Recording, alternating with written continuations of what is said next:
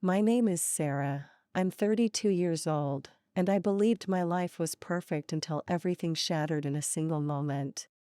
The morning sun streamed through our bedroom window, casting golden patterns across the hardwood floor where my husband Mark's clothes lay scattered from the night before. I remember smiling as I picked up his shirt, inhaling the familiar scent of his cologne mixed with something else I couldn't quite identify. It should have been my first warning, but love makes us blind to the obvious signs. We had been married for 8 years, together for 12, and I thought I knew every inch of his soul. How naive I was to believe that happiness could exist without secrets lurking beneath the surface. That Tuesday started like any other day in our suburban paradise. Mark kissed my forehead before leaving for his consulting job downtown, promising to be home by 6 for dinner. I had planned his favorite meal, lasagna with fresh basil from our garden. The irony wasn't lost on me later how I was preparing to nourish the man who was slowly destroying everything we had built together. As I chopped vegetables in our kitchen, sunlight dancing across the marble countertops we had chosen together during our renovation last spring, I felt that familiar warmth of contentment wash over me. Our house was everything we had dreamed of when we were young and broke, sharing a tiny apartment with paper-thin walls and big hopes. Now we had 3 bedrooms, 2 bathrooms, a garden where I grew tomatoes and roses, and a future that seemed as solid as the foundation beneath our feet.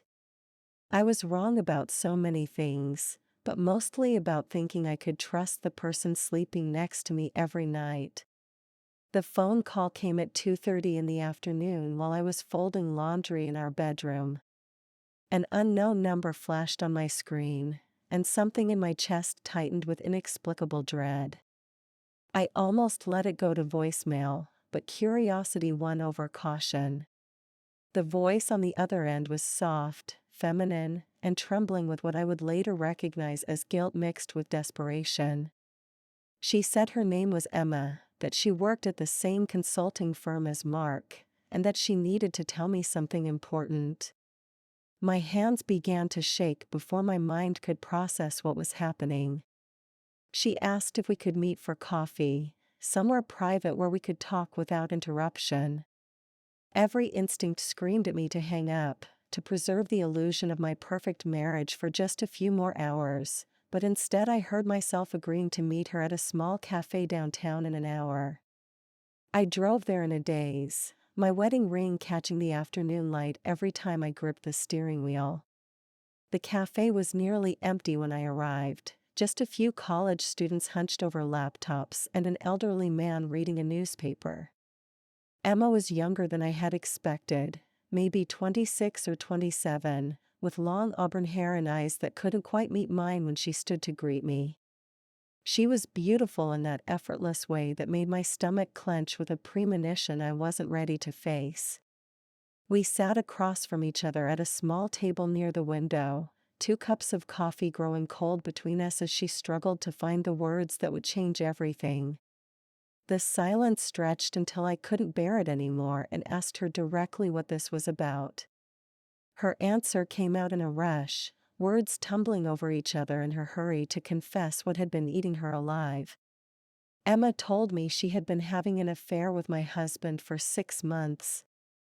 6 months of stolen moments, secret phone calls, and lies that Mark had been feeding both of us.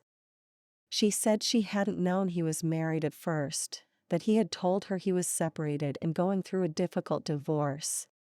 It wasn't until 3 weeks ago that she discovered the truth about our marriage, about our home, about the life he came back to every night after leaving her bed. The betrayal hit me in waves, each revelation more devastating than the last. She showed me text messages on her phone, intimate conversations that made my skin crawl with recognition. The pet names he used for her were variations of the ones he used for me. The promises he made to her about their future together echoed the vows he had spoken to me 8 years ago. I felt like I was drowning in the cafe chair, the familiar sounds of espresso machines and quiet conversations fading into white noise around us. Emma kept talking, her voice breaking as she described how she had fallen in love with a man who existed only in fragments, never whole, never fully present. She said she finally understood why he always seemed distracted, why he could never stay the night, why certain topics were off limits in their conversations. The worst part was hearing how convincing he had been, how thoroughly he had managed to compartmentalize his life into neat little boxes that never touched each other. She apologized over and over, tears streaming down her face as she explained that she couldn't continue living with the guilt once she knew the truth. She had ended things with him 2 days ago, but she felt I deserved to know what kind of man I was married to. I wanted to hate her, to scream at her for destroying my world, but looking at her broken expression, I realized we were both victims of the same elaborate deception. I drove home in a state of shock so profound that I barely remember the journey. My hands moved automatically, turning the steering wheel, pressing the brake pedal, navigating through traffic while my mind reeled from Emma's confession. The house looked exactly the same when I pulled into her driveway, but everything had changed. The white picket fence we had installed together now seemed like a prop in an elaborate stage production. The garden where I had spent countless hours nurturing plants felt like someone else's memory. I sat in my car for 20 minutes, staring at the front door and trying to figure out how to walk through it knowing what I now knew. When I finally went inside, the silence was deafening. Every photograph on the walls seemed to mock me with their frozen moments of manufactured happiness. Our wedding picture on the mantel showed two people who looked genuinely in love, but now I wondered if Mark had been thinking about other women even then, planning his escapes before we had even begun. I found myself moving through the rooms like a detective, looking for clues I had missed, signs that should have warned me about the double life my husband was living. In his study, I searched through drawers I had never opened, finding nothing but work documents and old receipts. His laptop was password protected, and I realized with crushing clarity that I didn't really know the man I had been sharing my life with for 12 years. The lasagna ingredients sat untouched on the kitchen counter, a pathetic reminder of my naivety just a few hours earlier. I couldn't bring myself to cook for him, to perform the role of the loving wife when I now knew I was just one actress in his complicated drama. Instead, I poured myself a glass of wine and sat at our kitchen table, rehearsing different versions of the confrontation that was coming. Mark came home at 6:15, calling out his usual greeting as he hung his keys on the hook by the door. His voice sounded the same as always, warm and familiar, and for a moment I almost convinced myself that Emma had been lying, that this was all some terrible misunderstanding. But when he walked into the kitchen and kissed my cheek, I caught that same unfamiliar scent I had noticed on his shirt that morning, and I knew with devastating certainty that everything she had told me was true. He asked about dinner, commenting on how quiet I seemed, and I watched him perform his role as the devoted husband with an acting skill that terrified me. How long had he been pretending? How many conversations had been complete fabrications? I told him we needed to talk, and something in my tone made him freeze in the middle of loosening his tie. He asked what was wrong, his eyes searching my face with what looked like genuine concern, but I could no longer trust my ability to read his expressions. I said Emma's name and watched the color drain from his face in an instant. The mask slipped so completely that I saw a stranger standing in my kitchen, someone I had never met despite sharing a bed with him for 8 years. He didn't try to deny it, didn't attempt to lie his way out of the corner he had been backed into. Instead, he sank into the chair across from me and put his head in his hands, his shoulders shaking with what might have been relief or despair. The silence stretched between us, filled with the weight of everything that could never be unsaid. When he finally looked up, his eyes were red with tears I wasn't sure I believed anymore. He said he was sorry, that he never meant for it to happen, that he loved me and wanted to make things right. But his words felt hollow, rehearsed, like another performance in the endless show he had been staging for months. The next few hours blurred together in a haze of accusations, explanations, and tears. Mark told me the affair had started innocently enough, just work conversations that gradually became more personal, more intimate. He claimed he had been going through some kind of midlife crisis, questioning everything about his choices and feeling trapped by the routine of our marriage. He said Emma made him feel young again, reminded him of who he used to be before responsibilities and mortgages weighed him down. I listened to his justifications with growing anger, realizing that he was trying to make his betrayal sound like some kind of existential journey rather than a deliberate choice to destroy our trust. He insisted that he had never planned to leave me, that what he had with Emma was separate from what we shared, as if love could be divided into neat compartments without contaminating everything it touched. The arrogance of his explanation was breathtaking. He actually seemed to believe that he could maintain both relationships indefinitely, that he was entitled to whatever made him happy regardless of the cost to everyone else involved. When I asked him directly if he loved her, he hesitated just long enough to break something inside me that I knew could never be repaired. His answer was a stumbling mess of contradictions, claiming that what he felt for Emma was different from what he felt for me, that it didn't diminish our marriage or threaten our future together. But I could see the truth in his eyes, could hear it in the way his voice softened when he said her name. He loved her, maybe more than he had ever loved me, and the only reason he was sitting in our kitchen apologizing was because she had ended their relationship and forced his hand. I realized that if Emma hadn't developed a conscience, Mark would have continued lying to both of us indefinitely, playing house with me while building a fantasy future with her. Sleep was impossible that night. We went to bed in the same room but felt like strangers occupying opposite sides of a vast canyon. Mark tried to reach for me once, his hand brushing against my arm in what might have been unconscious habit, but I pulled away as if his touch burned. I lay awake staring at the ceiling, my mind racing through 12 years of memories, trying to separate truth from fiction. Had he been thinking about other women when he made love to me?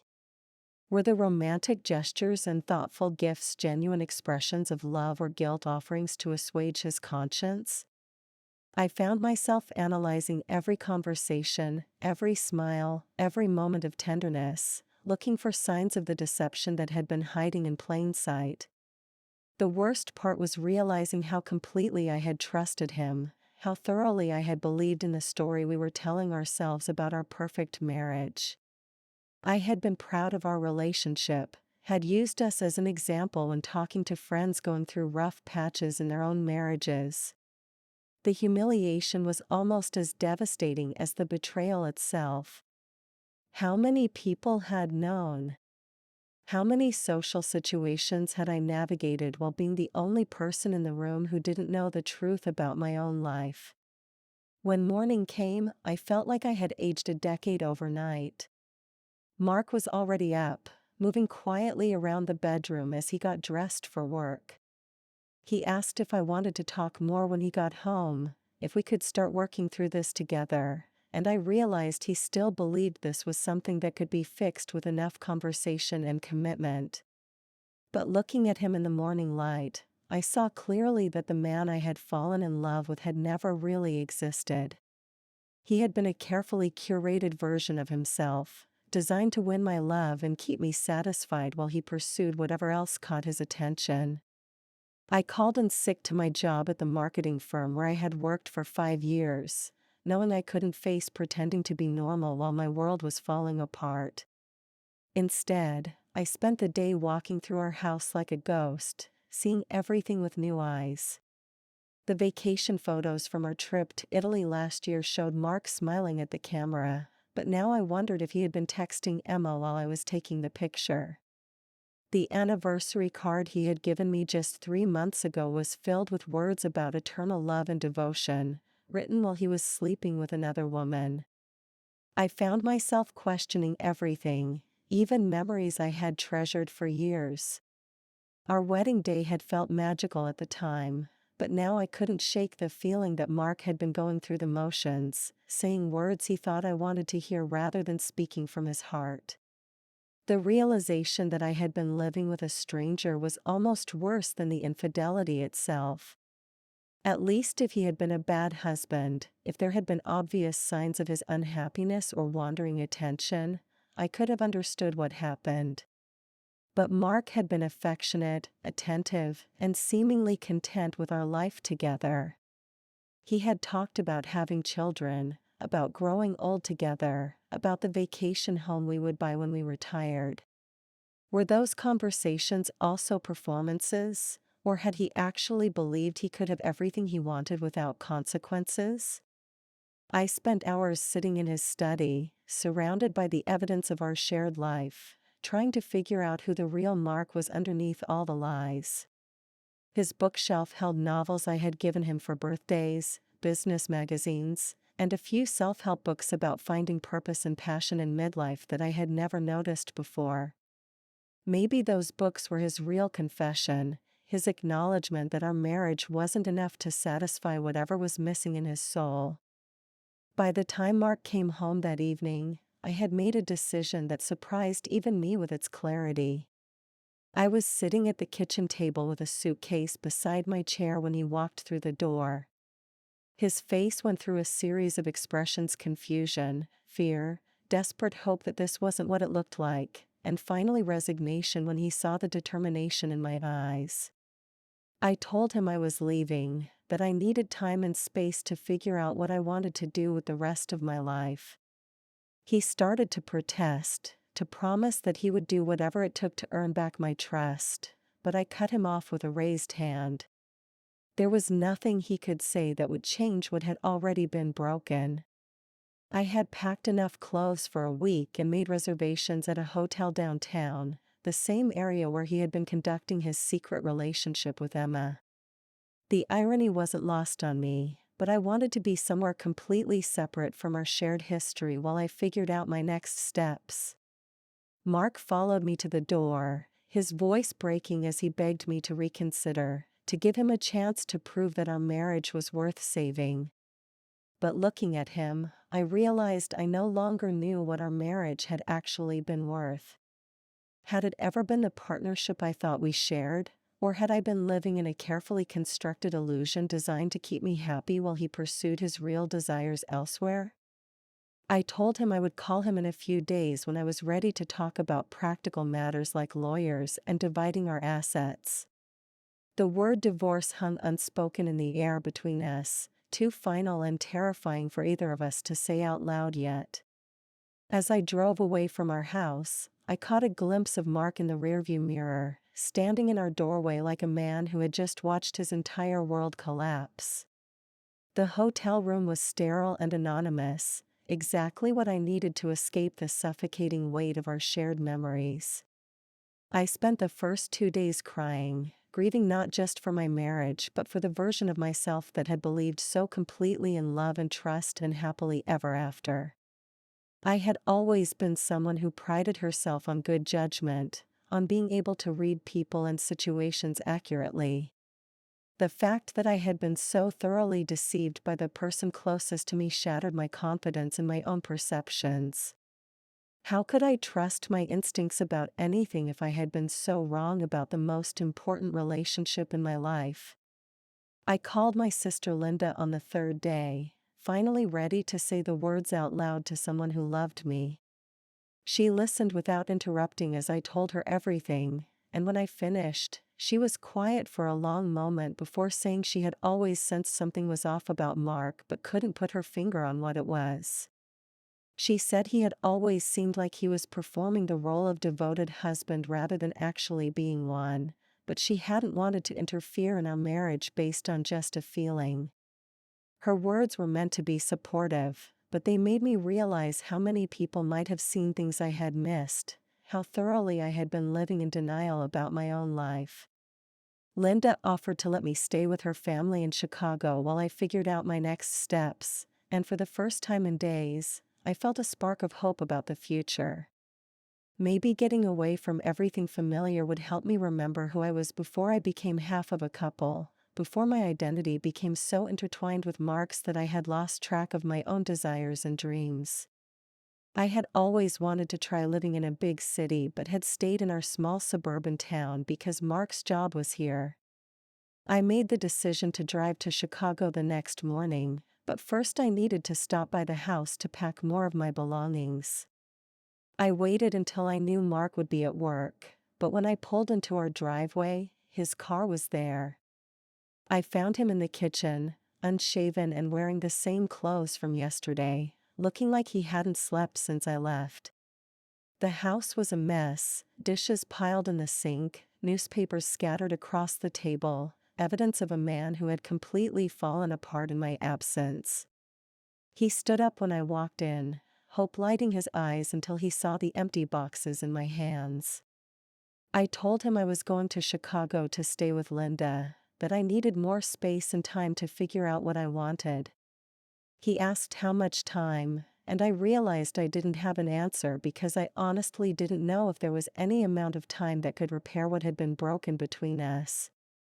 The conversation was awkward and painful, two people who had shared everything now struggling to communicate about the most basic practical matters. He asked if this meant I was giving up on us completely, and I told him I didn't know what us even meant anymore. The couple we had been was built on a foundation of lies and deception, and I couldn't imagine how we could rebuild something genuine from those ashes. As I packed my clothes and personal items, Mark hovered nearby, trying to help but mostly just getting in the way. He kept starting sentences he couldn't finish, apologies and explanations that died on his lips when he saw my expression. I found myself feeling sorry for him despite everything, recognizing that he was probably just as lost and confused as I was, maybe more so because he had to live with the knowledge of what his choices had cost both of us. The drive to Chicago gave me hours to think without distraction, watching familiar landscapes fade in my rearview mirror as I moved toward an uncertain future. Linda met me at her apartment with tears in her eyes and arms ready to hold me while I fell apart all over again. Her husband Tom was tactful enough to make himself scarce that first evening, giving us privacy to talk and cry and rage about the unfairness of it all. Linda had been through her own relationship disasters before meeting Tom, so she understood the particular pain of having your trust shattered by someone you had believed in completely. She didn't try to give me advice or push me toward any particular decision, just listened and held me and reminded me that I was stronger than I realized. Over the next few weeks, I found myself slowly remembering who Sarah was outside of being Mark's wife. I took long walks through neighborhoods I had never seen before, visited museums and coffee shops, and started writing in a journal for the first time since college. Linda's apartment was small, but she made space for me without complaint, and her two young children provided welcome distraction from the constant spiral of my thoughts. I started helping with bedtime stories and homework, tasks that reminded me there was still good and innocent love in the world, relationships built on genuine care rather than deception and manipulation. Mark called every few days at first, then less frequently when I made it clear I wasn't ready to talk about reconciliation. He left voicemails that I sometimes listened to and sometimes deleted without hearing, his voice growing more desperate as the weeks passed. I felt guilty about his pain, but I also felt protective of my own healing process. I was finally starting to sleep through the night again, finally beginning to imagine a future that didn't revolve around repairing what he had broken. After a month in Chicago, I made the decision to file for divorce. The word still felt strange and final on my tongue, but I realized I had been carrying around the fantasy of reconciliation like a security blanket, and it was time to face the reality of what my marriage had actually been. I hired a lawyer that Linda recommended, a woman named Margaret who specialized in helping people navigate the emotional and legal complexities of ending long-term marriages. She was kind but direct, explaining the process and timeline while acknowledging that divorce was always harder when there were still feelings involved, even complicated ones. I had to call Mark to tell him about my decision before he heard it from a lawyer, and the conversation was one of the most difficult of my life. He cried, which I had never seen him do before, and begged me to come home so we could work things out together.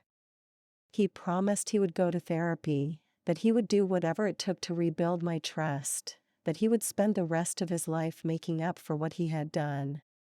But his promises felt too little and too late, gestures that might have meant something if he had made them before betraying everything we had built together. I explained that I needed to rebuild my life from scratch, that I couldn't do that while trying to resurrect a marriage that had been built on lies. He asked if there was any chance I might change my mind, and I told him honestly that I didn't think so, but that I needed to move forward with my life either way. The legal process was surprisingly straightforward since we didn't have children and had always kept our finances relatively simple.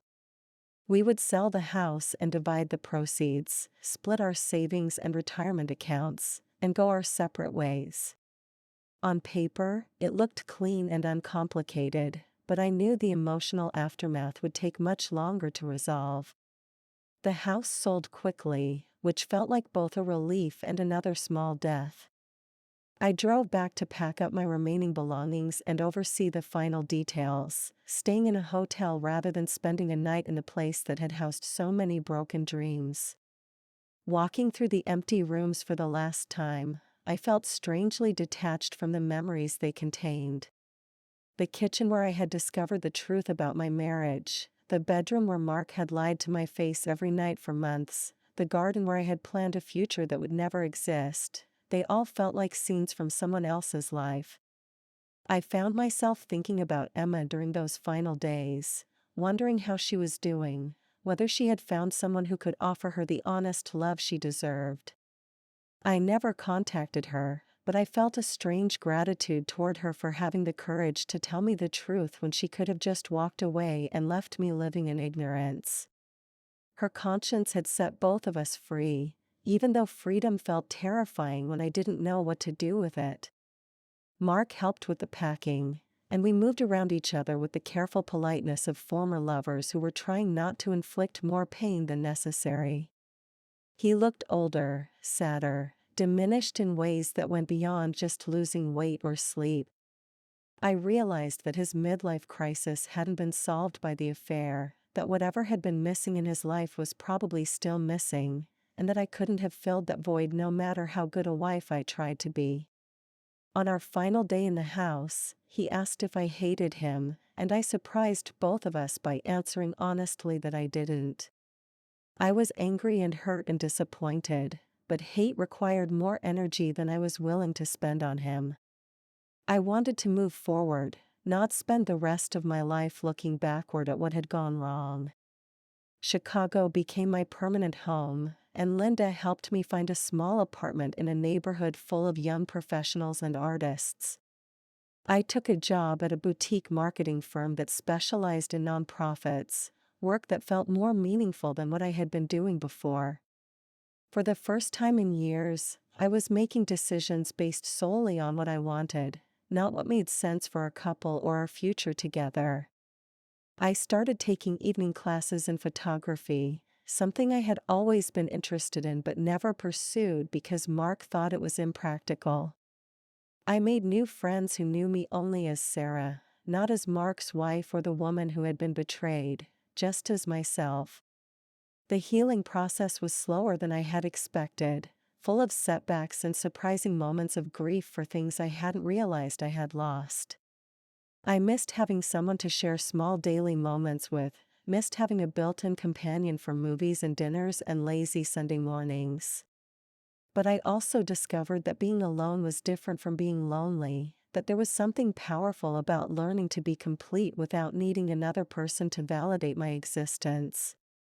I went on a few dates, nothing serious, just testing the waters of what it might feel like to trust someone new.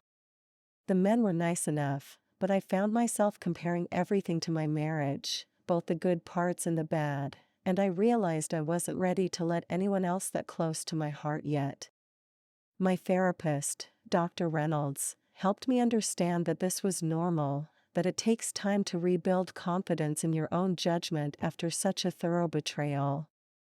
She also helped me see that my marriage hadn't been a complete failure, that there had been genuine love and happiness, even if it coexisted with deception. The challenge was learning to hold both truths simultaneously without letting either one define my entire experience. 2 years later, I can say with certainty that leaving Mark was the right decision, even though it was the hardest thing I had ever done. I never did learn to hate him, but I did learn to forgive myself for trusting him completely and for not seeing the signs that now seem so obvious in retrospect. I heard through mutual friends that he eventually moved to another city, started over with a different job and a different life. I hope he found whatever he was searching for, though I suspect the problem was never really about me or Emma or anyone else he might have loved. Some people are just not built for the sustained intimacy and commitment that marriage requires, and it took me a long time to understand that this wasn't a reflection on my worth or lovability. My photography has become more than just a hobby, and I've had a few pieces displayed in local galleries, small victories that feel enormous because they belong entirely to me. I've learned to cook for one, to travel alone, to make decisions without consulting anyone else, and to find joy in small moments that don't need to be shared to be meaningful. Last month, I met someone at a coffee shop, a quiet man who teaches high school history and makes me laugh without trying too hard to impress me. We've been on 3 dates, nothing dramatic or overwhelming, just gentle conversations and comfortable silences.